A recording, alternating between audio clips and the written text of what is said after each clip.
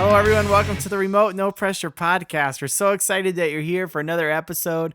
This week's guest will not disappoint you. We have Jeff Pierce from Scientific Anglers, who's going to talk to us all about his fly fishing adventures throughout the entire world. He's fished every continent except Antarctica. He's dodged car bombs in the Philippines, and he's going to tell us all about his journey and his travels through fly fishing and traditional fishing. Before we get started, I just want to encourage you, go to remotenopressure.com, sign up for our mailing list right there on the homepage. We'd love to stay in touch. Also, what's so awesome is we have a lot of authors who come on here and write great books, and we talk about different books on the podcast. Go to our website at remotenopressure.com. At the very top, we put an area where you could find all the books that were ever mentioned on this podcast, we think. So if you can recall one that's not on there, just shoot me an email. But we just kind of organized the page there. So if you click on books on the top of our page there at remotenopressure.com, you'll find some of the finest fly fishing books and some other crazy books too.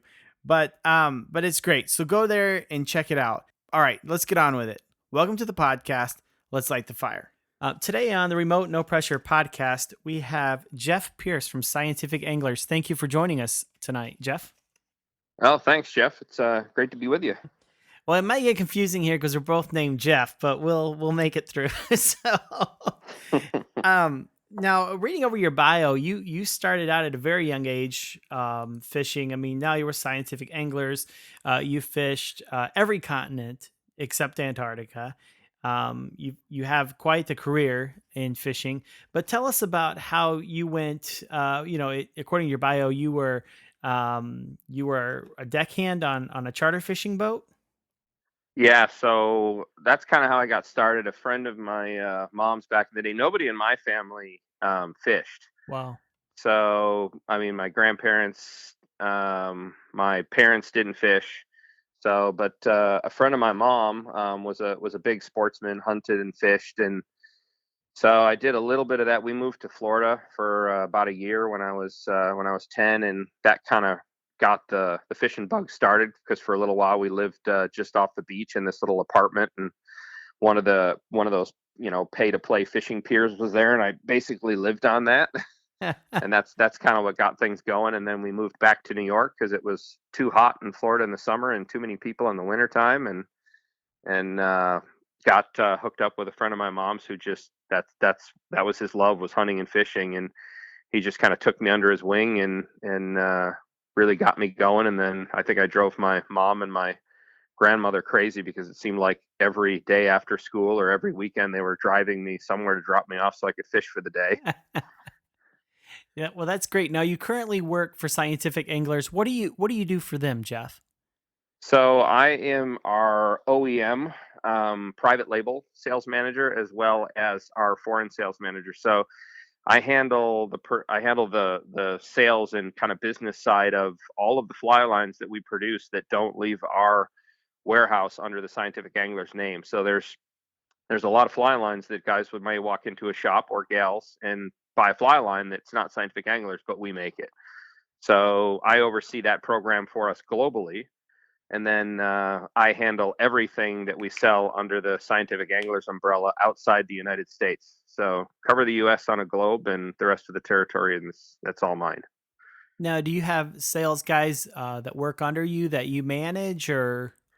I do in Canada. So in Canada, we've got some independent rep agencies that represent us as well as other companies. But once you get outside of Canada, it's all me. So I've got one woman in the office, Bobby, who's fantastic, and she helps getting orders placed and making sure that customers, if they have any questions on an order, it's taken care of, and handle some of the day-to-day stuff when I'm out traveling and visiting with customers around the world. So That sounds like an exciting job. Now, have you always kind of been in sales in the fishing industry? Is that kind of how your career has been, or?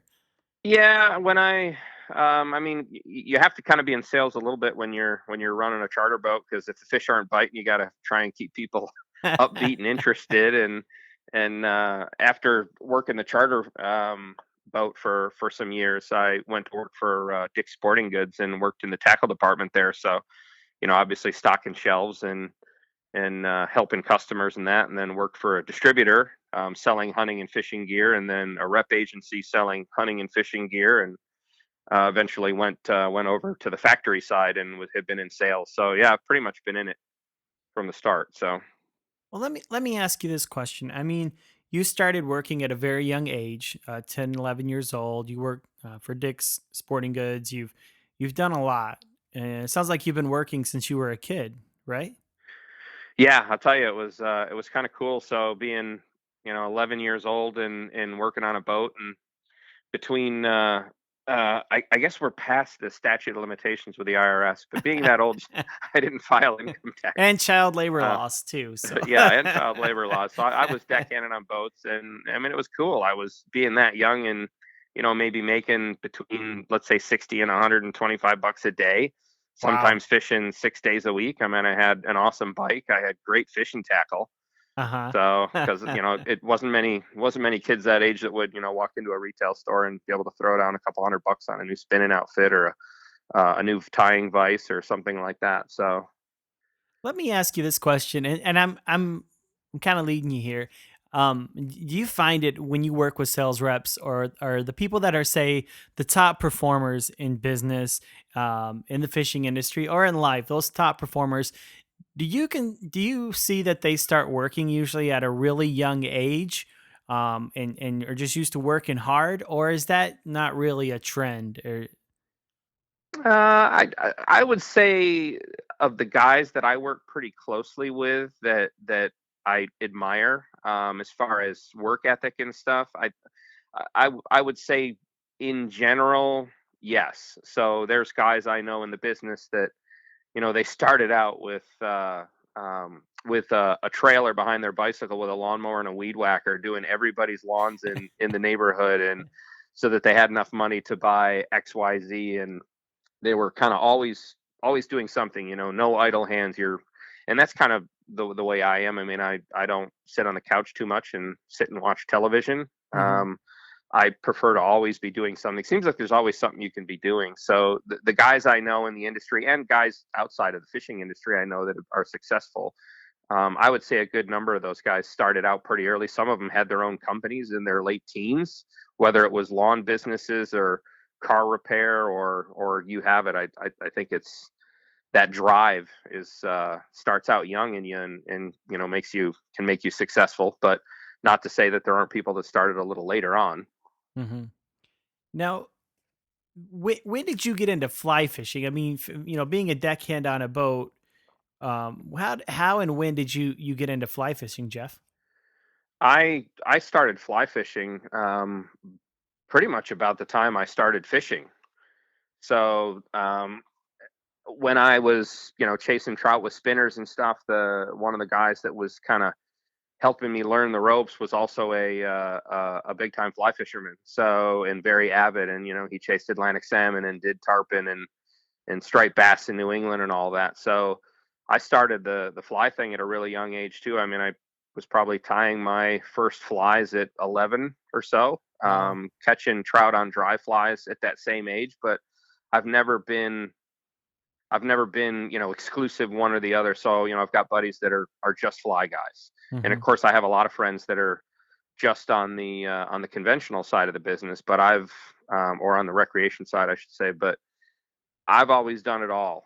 My first love is catching a fish on a fly, but if it's -7 here in Michigan in January, Yeah. that's not really conducive to fly fishing. And yes, I could maybe find open water somewhere by a power plant, but my line's going to freeze and it's just going to be a battle. And I love to fish, so Hmm. I'll adapt and do something else. Or if we're in the Gulf of Mexico and we're trying to catch tunas, and those fish just don't want to come up and they're staying down 300 feet, I still want to catch fish. So, I might put the fly rod down and do something else, but I prefer to chase fish on the fly, but I do it all. Now, have you ever guided at all? Um, well, I mean, working on the charter boat, I had a few guys that would want to come to the rivers and fish, but it wasn't something I really went out and pursued. I've spent a lot of time taking friends and friends of friends, like just for fun. Hmm. I'd take these guys out and, oh, they want to catch a steelhead. Well, you know what? I love fishing. So why don't you guys, 4 guys, come with me?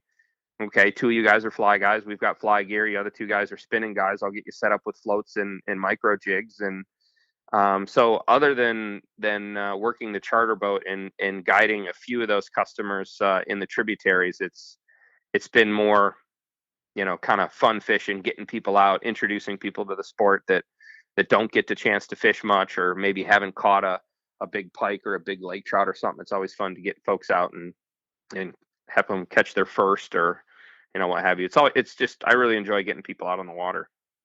Yeah, I noticed that is in fly fishing especially, but in fishing in general.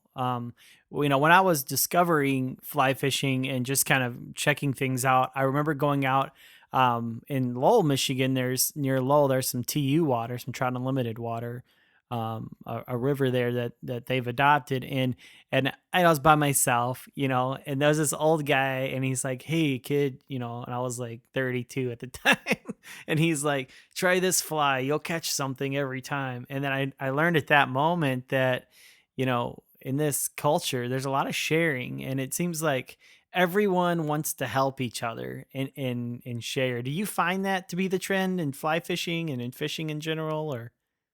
Yeah, I think so. There's there's certainly those who think it's like a CIA type black helicopters thing where you don't tell anybody anything. But I, I think I think if you just walk up to somebody and generally ask them for, hey, where's a really good spot to go catch brookies on dries, they might not be terribly forthcoming. But once they get to know you, I mean, I've got guys I've met over the years that you kind of help them out and you show them what knots to tie and rigging and stuff, and you take them fishing a little bit, and then as you kind of gain a little bit of respect for them, you start opening up a little bit, and okay, this is a guy that I could tell about spot X, or Hmm. this other place. And I think for the most part, anglers in general are a pretty good group of people, unless you're tournament fishing. I've done some saltwater tournament and freshwater tournament fishing, and then it's you can't but help but kind of sit back and just laugh at what goes on, because you have code names for colors on lures, and you don't say the depth that you're got your spoons at. You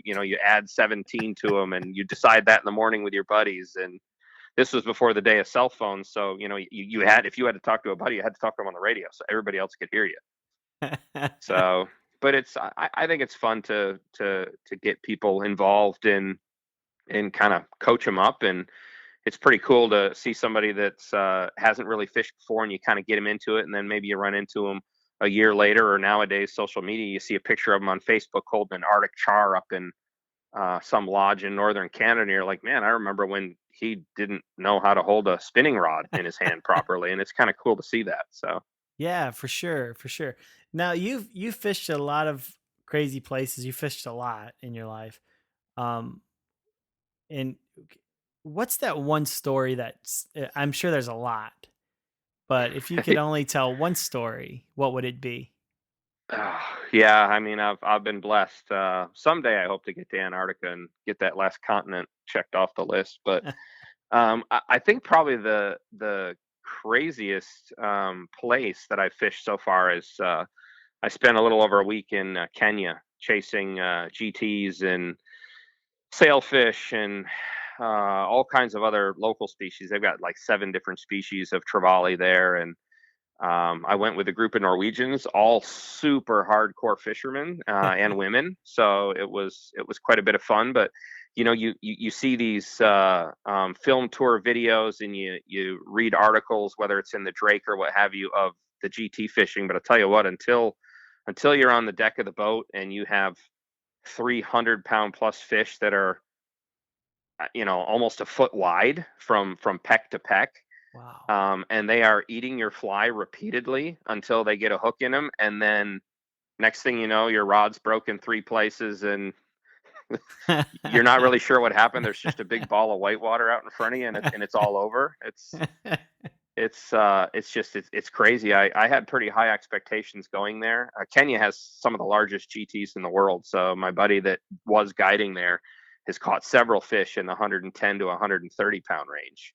Wow. And to have fish that size exploding on poppers and just trying to survive the strike and the fight, and if you're lucky enough to survive all of that, keeping it away from a 1,000-pound tiger shark that shows up, and it's it was insane. Unfortunately, the political climate there is kind of gone south, so we're not able to. The guy that I know that fishes there, he hasn't been back in 3 years because it's a bit dangerous right now. But Hmm. hopefully things will clear up again. But if that should be on everybody's bucket list, the big GT thing is just it's insane. And until you are actually on the deck of the boat and watching this happen in front of you, you can't imagine what it's like. Wow. Have you seen have you ever been to Cuba? Have you fished anywhere like that at all? Or I know like I've the not been to Bahamas only. Cuba because technically we're, as Americans, not supposed to go there unless we go and repair a school or help build a church or something for a day or two. Right, right. So I've turned down a few trips over the years to Cuba. I've got a lot of friends from Canada and from Norway and South Africa and stuff that go because they can go and they don't have to worry about any issues. They can just go and fish. Hmm. Um, but and the fishing is no doubt good there, but there's a whole lot of places in the world to go chase fish, and certainly no slight on Cuba. But there's a lot of places we can go that we don't have to jump through hoops and worry about an issue with a passport. And I've never heard of any Americans coming back and having an issue, but there's always that first time, and I don't want to be that first time guy. Yeah. I don't want to be the guy they make an example of. Scientific angler's rep goes to jail. Yeah, I've had enough close calls over the years with travels with airplane engines blowing up and car accidents and car bombs and that kind of stuff. So I press my luck only as much as I really need to. Well, let's talk about car bombs. Because that's not something anyone, most of our listeners haven't really experienced a close call with a car bomb. But can you tell us about that?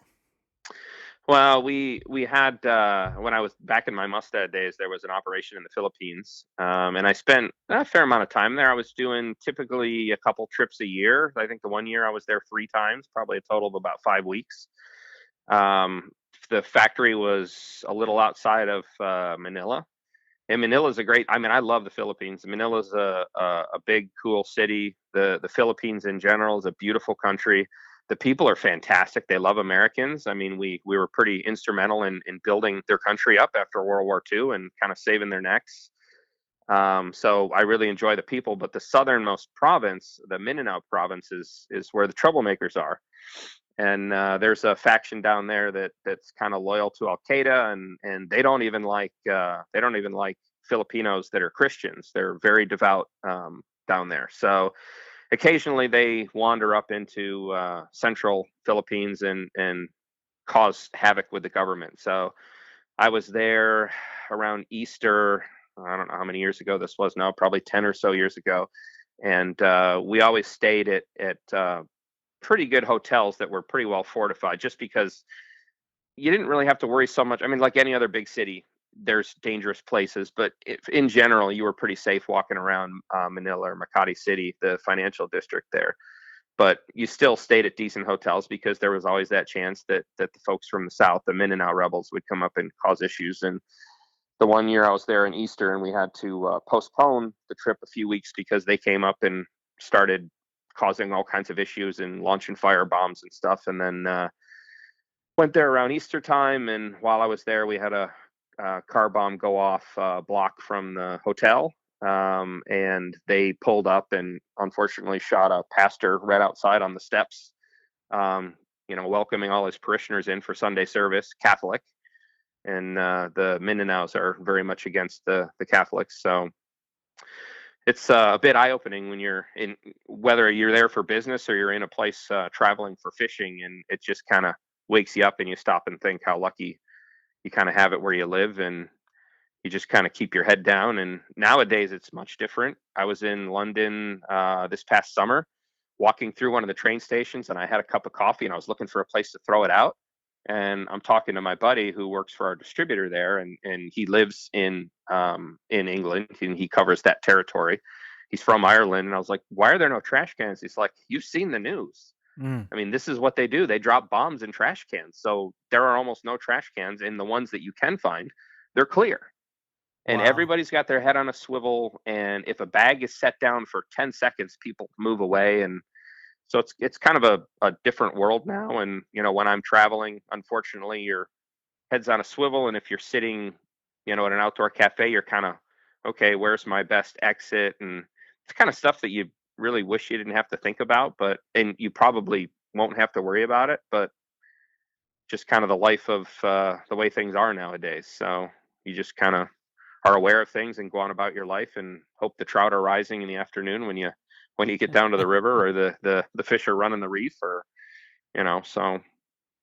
Now, as far as Michigan, are you a native Michigander? No, you said you lived in Florida, but where I'm would you from say you're Western from? New York, Okay. so Rochester area, home of Kodak and Bausch and Lomb and Xerox and all that. So we had great fishing there. And other than a year in Florida, I lived in Western New York my whole life. So fished the Lower Niagara River and a lot of the tributaries and Finger Lakes and that. And then I moved to relocated to Central Michigan here just about 4 years ago.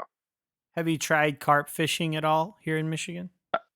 Yes, I have, and I've actually done a fair amount of carp fishing back in New York. The Finger Lakes have some fantastic carp fishing. It's kind of our version of the bonefish. They fight hard. They're not real pretty once you get them in your hand like a bonefish, but boy, they pull hard and they can humble you just as bad as a 13-pound bonefish down in the Keys.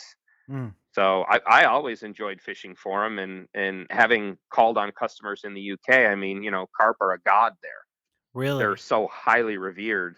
I had several years ago, New York State tourism wooed a European television show called Fish You Were Here, and it was a travel fishing show. So it was the premise was, hey, you can take your family on a vacation, and here's all the stuff you can do. And by the way, check out the fishing.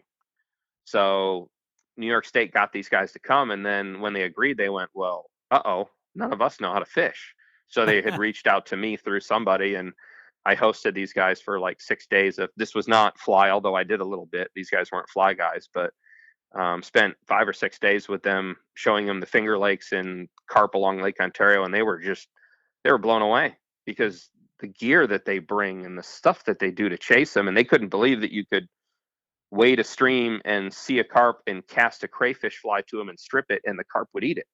In Wow. England, they're scared to death to eat anything because everything they eat has a hook in it. So they were blown away by it. So I'm a big fan of carp, and of course here in Michigan with Traverse and the bay there, and Tawas, and even the local rivers here. There's carp everywhere. So I spend my bit of time chasing them. Oh, that's awesome. Yeah, Brad Beefus, who's from Scientific Anglers, was on our podcast as well, and he was talking about, he came up from Colorado and was talking about how, the carp fishery here is really a great, we have a great fishery for carp, and he was super excited when he transferred up here. So, you know, And I he literally wrote the book on carp. yes, exactly. So if you're gonna get a carp recommendation, from someone, it's Brad, and so that's always good to hear. Now, it's you talk about how the carp in the UK is just like a godfish. Is there any other fish that say or trash fish here in America that may be really revered in other countries other than like the carp or? Um, well, the pike is kind of a love-hate relationship. So there's Mm, a lot of people here in the States that hate them. mm-hmm. There's a pretty decent faction of us that absolutely love them. And then same thing in Europe. In fact, I was reading through a thread on Facebook yesterday in Scotland.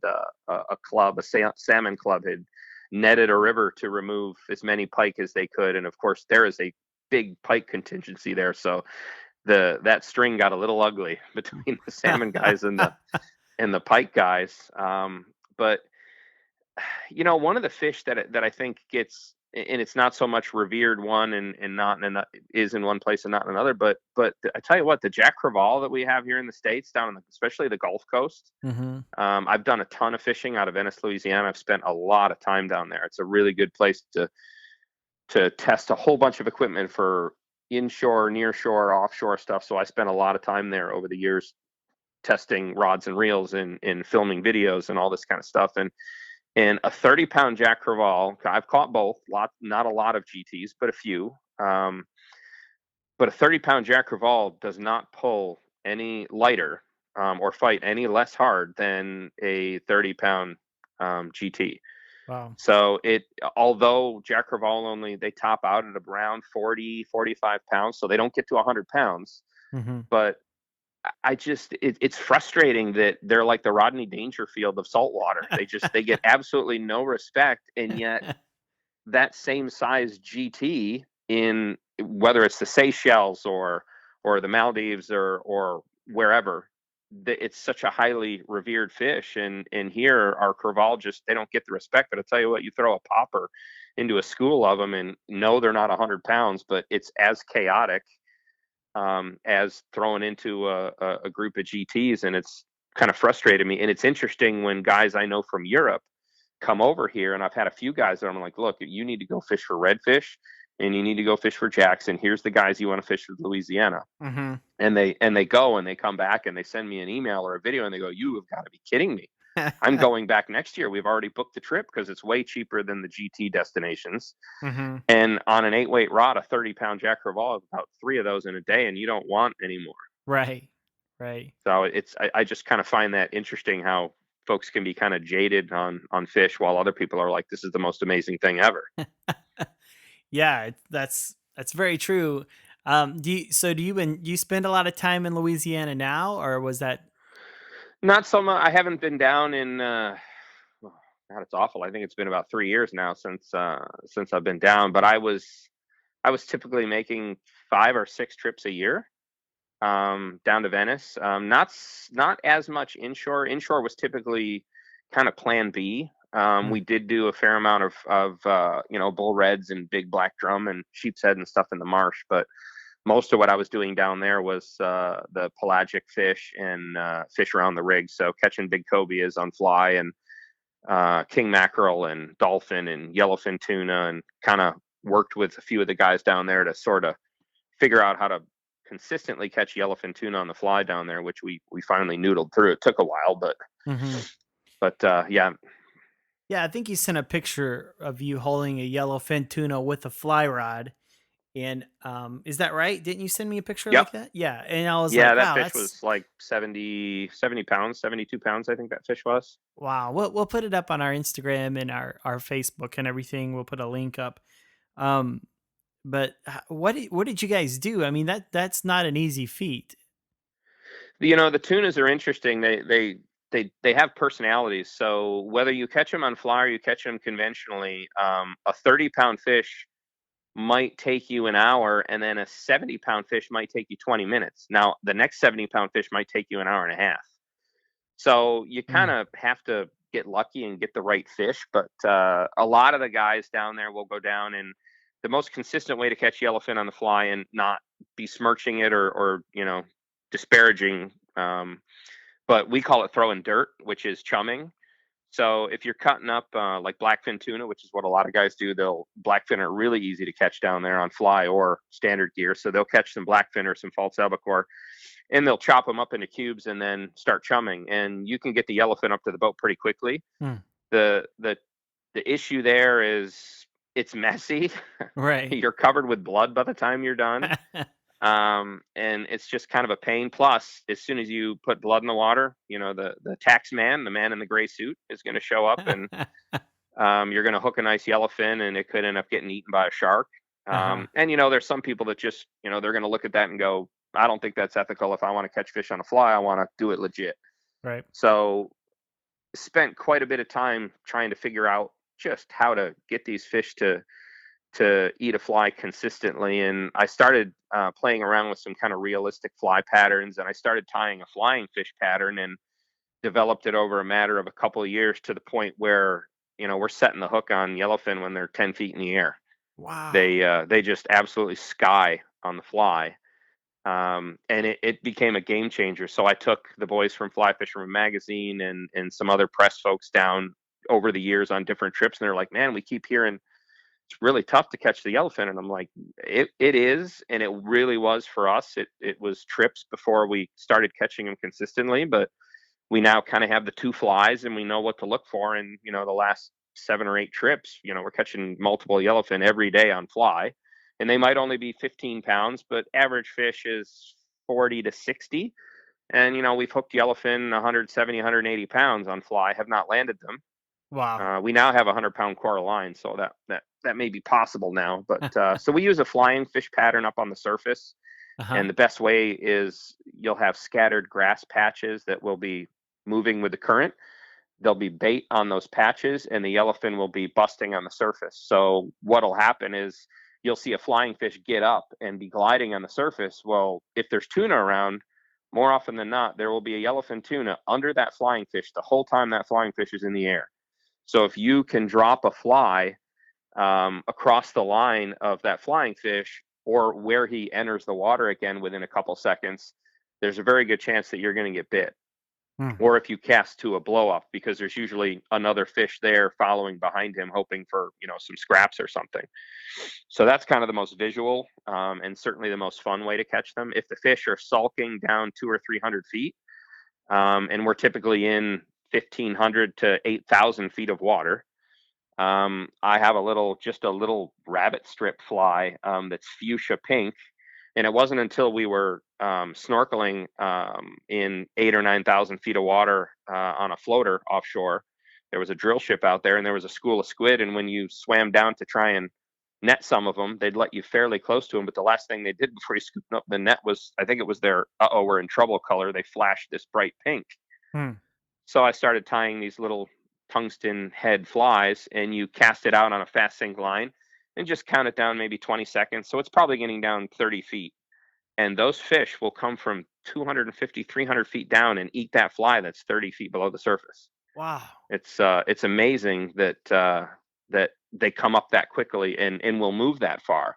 But you'll be marking fish down 300 feet and not marking any fish above that, and then all of a sudden a tuna will come out of the water on a flyer. So they're swimming up that fast to grab bait on the surface. So once we figured those two flies out, it was just a matter of finding a pot of fish, and we caught fish. Well, so do you have pictures of that flying fish pattern by any chance? Yeah, yeah, sure. I can send you some. I think I have a step by step somewhere too, but I Yeah. can send you some pictures of it. It's not terribly difficult to tie. It's a little time consuming, and there's certainly probably there's other ways to tie it, but there's times where you want to strip it, and there's times where you need to cast it in by a boil and just let it sit, and it looks like a wounded flyer that's just starting to drift down from the surface. Uh-huh. And there's times where they don't want to touch it if it's not moving, and there's times where they won't go anywhere near it unless it's just sitting dead. So you kind of have to play with the fish a bit, but it's pretty cool to make a cast, and then you make a strip, and all of a sudden there's a 70-pound yellowfin with 30-inch sickle fins, and he's 12 feet in the air.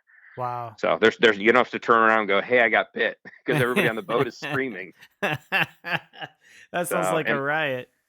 it's fun. You need a reel with a minimum of 500 yards of backing. You got to understand that these fish can swim down 2,000 feet. So guys are like, "Well, just chase the fish." Well, you can't chase them, because even with 500 yards of backing, the fish could still spool you straight down. Right. So you hope to have a good enough of a drag to slow that fish down. Typically, they don't go that deep, but they can. I've had fish 400 yards into my backing, and it's a straight 90-degree up and down on a fish. So, Mm. but Wow. it's exciting. And I'm not much of a fish eater, but I do bonk yellowfin on the head because I love. We always keep soy and wasabi on the boat. We're typically the first one that hits the ice. We cut a loin off and chill it, and we're eating it, half hour later. So That's amazing. That really is amazing. it's cool, and they're really good on the grill too. So Well, Jeff, before we let you go, you're by let's just say for instance you're by yourself, you're not fishing for work, you're not taking any friends out, it's just you. Where are you fishing and why? uh, we've got a lot of options here. I was a big smallie guy when I lived back in New York. I fished the Lower Niagara River. I fished Lake Erie a fair amount, both conventionally, but also a lot on the fly. So if I have a day where the weather's right and I'm just gonna go catch fish, I've got a phenomenal smallmouth river right here by the house. You know, my son caught a 23-inch fish that was just over 7 Wow. out of there April a couple of years ago. We catch a lot of fish over 5, so I'll have one of our floating lines like our Titan Long, and I'll be throwing a popper or a bait fish style pattern and just plopping it on top of rocks and stripping it and just pounding smallies because I just love those fish. Yeah, me too. That's my favorite. Summertime smallies. Well, thank you very much. I really appreciate you spending time with us. No, I appreciate it, Jeff. Thanks for the invite. Well, thank you, Jeff, and thank you for listening to another week at the Remote No Pressure Podcast. Thank you, Jeff, and thank you for listening to another episode of the Remote No Pressure Podcast. Be sure to go to our website at remotenopressure.com, sign up for our mailing list, and until next time, go fishing.